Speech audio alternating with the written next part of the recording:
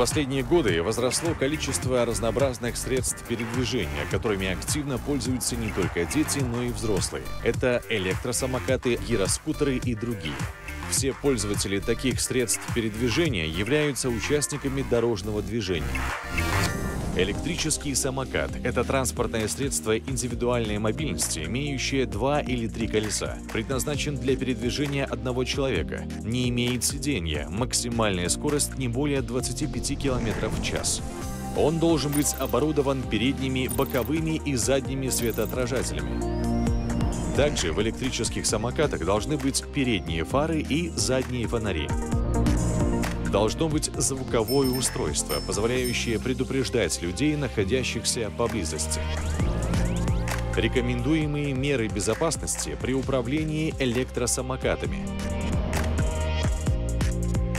При передвижении на электросамокате использовать шлем, а также средства защиты рук, запястья, коленей, головы и локтей. Нужно сохранять хороший обзор по курсу движения, не пользоваться мобильным телефоном или другими гаджетами. Не использовать средства передвижения при недостаточной освещенности и в узких пространствах, а также местах, в которых много помех и препятствий. Держаться обеими руками за данное транспортное средство, следить за своей безопасностью, останавливать плавно и аккуратно. Избегать участков с интенсивным движением транспорта и многолюдных мест.